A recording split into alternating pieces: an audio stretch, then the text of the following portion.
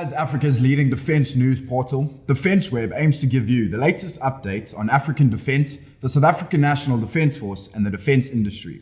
Hi folks, welcome to the defenceWeb podcast. In this week's edition in African defense news, Egypt orders AW149 and AW189 helicopters.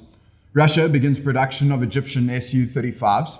The Libyan National Army reportedly receives fighter jets as it plans an escalation of the Libyan war.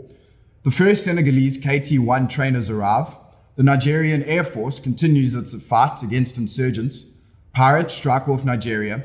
Botswana Defence Force hardware is delivered via Namibia. And South Africa and Mozambique discuss aid to fight the Islamist insurgency in Cabo Delgado. In SANDF news, 30-plus soldier lockdown complaints are being processed by the Military Ombud. And the South African Air Force C-130 Hercules is still languishing outside at Goma in the Democratic Republic of Congo. And in company news, defenceWeb sits down with SAAB Managing Director. Kazakhstan orders more Arlan vehicles from Kazakhstan Paramount Engineering. Rheinmetall Denel Munition receives a follow-on order for plastic explosives. Denel cannot pay May salaries, and declining budgets are a threat to Armscor. Egypt has ordered 24 AW149 combat attack helicopters and 8 AW189 civil models from Italy's Leonardo helicopters under an €871 million contract signed last year. This is according to the Italian Foreign Ministry's report to the Senate on 2019 arms exports published in May. This put Egypt into the top place last year in terms of defense export license values issued by Italy.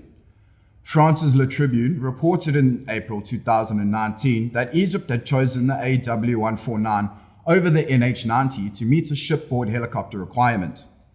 France was hoping to sell the NH90 to Egypt after a string of sales that has included 24 Rafale fighter jets, 2 Mistral-class landing helicopter docks, and 4 Go-Wind-class corvettes since 2014. Egypt was looking at acquiring 20 to 30 NH90 type helicopters for use aboard its naval vessels, but will also fly the AW149 on land-based troop transport and search and rescue missions. Russia has started production of Su-35 fighters for Egypt as part of an order for 24 of the jets. This is according to TASS, which reported earlier this month that the Gagarin aircraft plant in Komsomolsk on Amur had launched the production of the Su-35s for Egypt that were ordered in 2018. The time frame for first batch deliveries to the Egyptian side has not been set yet, due to restrictions imposed by the novel coronavirus outbreak, a military diplomatic source told TASS. According to the Stockholm International Peace Research Institute, Egypt ordered 24 Su-35 aircraft for $2 billion in 2018. In March 2019, Russian newspaper Kommersant said the contract involves several dozen of the fighters, which will supplement the MiG-29M/M2 fighters Egypt is receiving and help replace the obsolete MiG-21S and J7s. Kommersant said deliveries are due to take place from 2020-2021. Egypt's order was apparently spurred on by the performance of the aircraft over Syria, where it was deployed by the Russian Air Force. The commander of the Libyan National Army, General Khalifa Haftar, has threatened to escalate the Alanese offensive in western Libya, amid reports that his militia has taken delivery of fighter jets. In a statement on the 21st of May, the chief of the Alanese Air Force, Sadir al-Jaroushi, said the Alanese would soon conduct the largest aerial campaign in Libyan history, warning that the Alanese viewed Turkish military positions in Libya as legitimate targets. The Interior Minister of the UN-recognized Government of National Accord, which rivals the Alanese and controls the capital Tripoli, said that a pair of Su-24s and at least 6 MiG-29s have recently arrived from Mayman Air Base in Syria, which is operated by the Russian military. It is not clear whether those were refurbished jets that had belonged to Haftar's forces or additions to his fleet. Independent confirmation of the GNA's claims remain difficult, though satellite imagery appears to show at least some of the aircraft at Al Jafar Air Base. Senegal has taken delivery of its first 2 of 4 KT-1S light attack and trainer aircraft from Korea Aerospace Industries (KAI), with the remaining 2 to be delivered before year-end. The 2 aircraft were delivered on the 3rd of April, according to the latest edition of KAI's Fly Together magazine. The delivery was requested ahead of Senegal's 4th of April Independence Day celebrations. The remaining 2 will be delivered by October. Training of these Senegalese pilots and mechanics on the KT-1 is being carried out in South Korea. The delivery is significant as it is Korea Aerospace Industry's first in Africa. The Nigerian Air Force has flown 1,700 combat hours over the last 4 months against Boko Haram insurgents, attacking more than 36 different targets. The Air Force said sustained efforts have been underway to eliminate the remnants of Boko Haram and other terrorist groups in the northeast of the country. Consequently, the Air Task Force of Operation Lafia Dole has attacked over 33 different Boko Haram targets and flown close to 1,700 hours in the last 4 months. These numbers were reached during 889 air interdiction, intelligence, surveillance and reconnaissance, battle damage assessment, close air support, as well as tactical airlift missions executed in 1,075 sorties, with about 1.6 million litres of Jet A1 fuel expended from the 1st of January 2020 to mid-May. Pirates last week attacked a tanker carrying automotive gas oil, AGO, close to shore off Port Harcourt, Nigeria, in what has been a busy period for pirates in the Gulf of Guinea. The Nigerian flag tanker Prayer 1 radioed it was under attack on the 20th of May. Nigerian authorities were notified and the Nigerian Navy, in the form of the NSS Jubilee, was deployed. According to Parasidium International, the tanker was sailed to Utewa in Okotabasi with the assistance of a pilot to avoid grounding and a ransom of $25,000 asked for. It is not clear from the report whether the ransom was paid, the ship released, or whether it was boarded by Nigerian Navy Marines. The attack came days after the Nigerian Navy recovered a hijacked fishing vessel. Parasidium International reports the Chinese-flagged fishing vessel Halufeng 11 was hijacked with 18 crew members on the 16th of May. The first indication that all was not well came when communication with the Dalian Halufeng Oceanic Fisheries vessels was lost. This saw the Nigerian Navy alerted and fast patrol boat NSS Nguru was dispatched with a detachment of special boat service soldiers aboard. All crew members were released unharmed and 10 suspected pirates were apprehended. The Halufeng 11 was escorted to Lagos. The images that have emerged on social media allegedly showing Chinese military vehicles arriving in Cape Town are in fact of Botswana Defence Force equipment delivered overland via Namibia. Photos and videos have emerged online showing military vehicles and other equipment being transported by road, with erroneous reports claiming Chinese presence in South Africa. However, the equipment was in fact delivered to Botswana from France under a 2016 contract. Photos show a Unimog-mounted Mistral coordination post, a Panhard VBL armored vehicle fitted with what appears to be a Mistral missile launcher assembly, a VL-MICIA missile transporter erector launcher truck, and a VL-MICIA truck-mounted radar or command post vehicle. A separate set of photos appears to show a MOAG Piranha armored vehicles being transported on the back of low-bed trucks. Botswana has acquired a number of these from Switzerland over the last decade. South Africa is discussing providing assistance to fight an Islamic insurgency in northern Mozambique with links to Islamic State, according to a minister. Insurgents have been staging attacks in Mozambique's northernmost province of Cabo Delgado, home to gas projects led by the likes of Total and ExxonMobil Corp since 2017, but violence has escalated in recent months. Speaking on state broadcaster SABC late on the 22nd of May, Minister of International Relations and Cooperation, Naledi Pandor, said the two southern African nations were in talks about what assistance South Africa could provide. It is not clear from her comments whether this would include sending troops, though Pandor said she understood Mozambique made use of private security providers. And in South African National Defence Force news, the Military Ombud office in Centurion has put at least 32 complaints about, among others, heavy-handedness, undignified treatment, and unlawful confiscation of property by soldiers on its books since the national lockdown started on the 22nd of March. While all complaints will be thoroughly dealt with, Ombud Vusi Masondo indicated it is critical full details of incidents are provided to enable proper investigation. The office notes the majority of complaints are lodged through social media and contain insufficient information. As a result, the office has made available intake officers to assist complainants not able to submit the required information during lockdown, the retired Lieutenant General said in a statement, adding his office is unable to deal with the complaints finalized by either a civilian or military court. The Ombud office also does not investigate cases of alleged criminal nature. These are dealt with by the SA Police Service Independent Police Investigative Directorate. Hercules C-130BZ, registration 403, is currently a coronavirus victim and has not been moved from where it was unceremoniously stopped after a one-way excursion in the Democratic Republic of Congo earlier in January.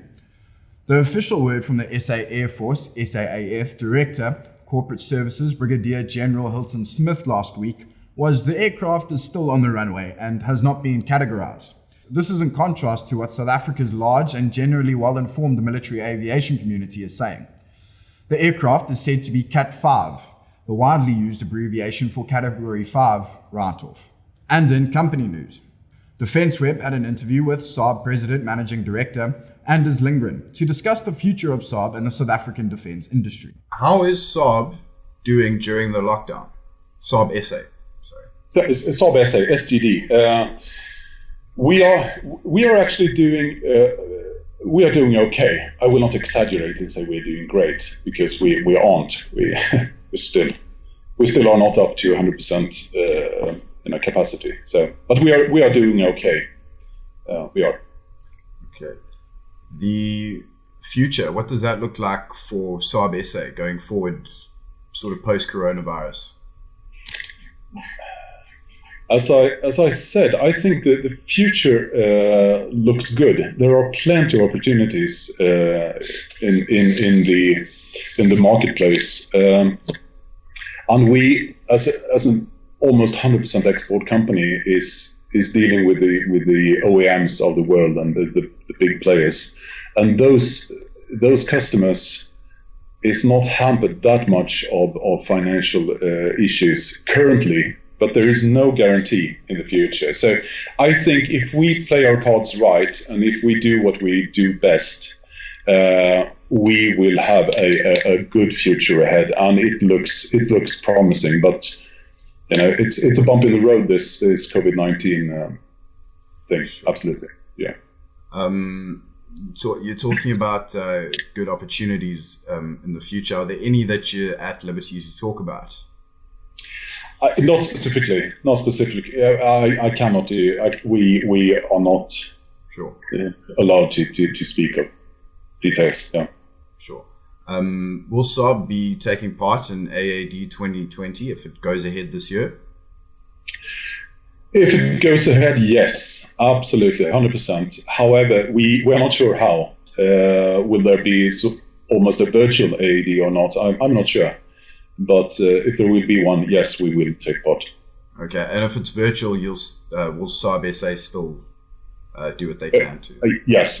We will introduce a virtual exhibition concept now in May in one of the bigger defense exhibitions in Europe.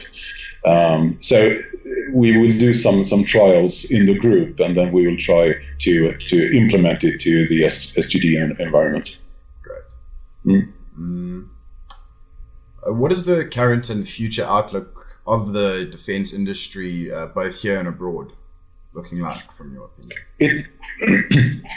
It is still a strong outlook. However, the short-term outlook is a bit weaker than we expected just a quarter ago.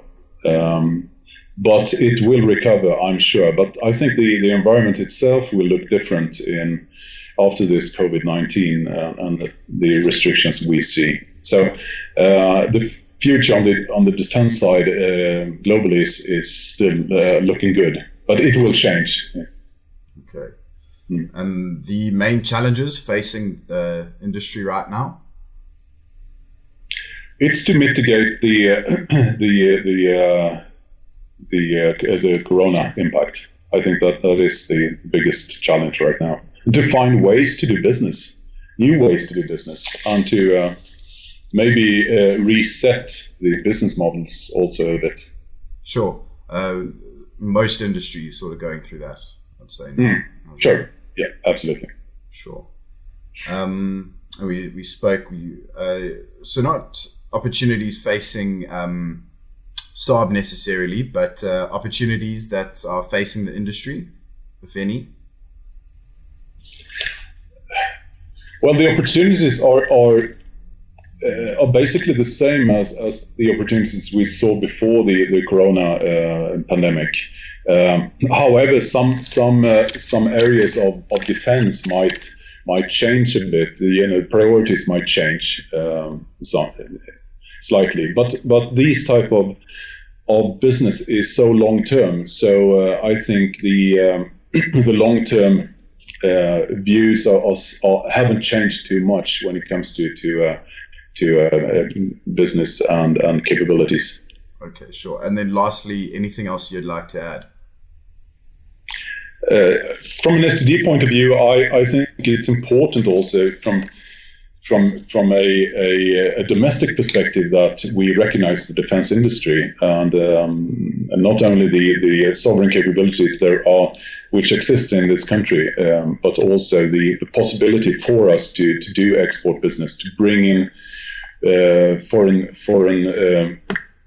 currency to the country, to generate revenue, to generate taxes. That is important, and to have a smooth transition from a lockdown into going into business again. Kazakhstan's Ministry of Defense has ordered another batch of Arlan armored vehicles from Kazakhstan Paramount Engineering, KPEE, which will be delivered in 2021.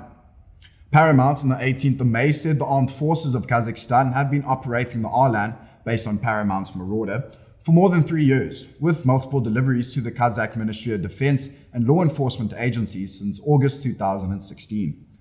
The winterized Marauder has been designed to operate in extreme environments to meet the wide array of mission requirements undertaken by the Kazakhstan Armed Forces, such as quick reaction force operations, infantry fire support, or long-range border patrol, Paramount said.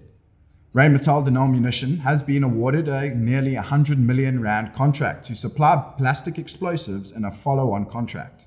The company said the contract for PE9 plastic explosives was awarded on the 9th of May. RDM said it had been manufacturing PE9, the equivalent of C4, since 1978. PE9 is a white explosive putty containing RDX and binders packaged into blocks of different masses for use as demolition main charges. It is used for the demilitarization of redundant ammunition stock, for example. What was the jewel in the crown of the South African defense industry has literally been brought to its knees by a succession of crises, with the latest, coronavirus, leaving Denel unable to pay salaries and wages for May. An internal memo from Denel Group Chief Executive Danny du Toit, seen by defenceWeb, has it that the state-owned defense and technology conglomerate has not been spared from the coronavirus pandemic. Since the easing of the lockdown, he writes to personnel, we have been allowed to bring just 30% of our workforce back to production and 19% of our people working from home, while the remaining 51% cannot work at all. This has happened when we need all hands on deck to secure a successful turnaround for the business. Du Toit tells just on 5,000 Denel employees the liquidity challenges foisted on the group by corruption and state capture since 2017, when added to the impact of COVID-19, have put Denel further in the red. It saddens me to inform you at the moment Denel is not in a position to pay salaries for May. June and July salaries are in serious jeopardy, he writes. Armscor Chief Executive Salomzi Mbada told the Parliamentary Portfolio Committee the future of the state-owned Defence and Security Acquisition Agency is not healthy, with sustainability under threat due to declining budgets and transfer payments. Armscor, he told the Portfolio Committee on Defence and Military Veterans, made optimal use of its allocation, which does not include personnel costs. These are the single largest expense of the Erasmus Rand headquartered entity. Please like and subscribe to our YouTube channel, our daily and weekly newsletter, and our other social media platforms if you enjoyed the podcast. Leave your comments below. Thank you for watching. Stay safe during the lockdown, and we'll see you next week.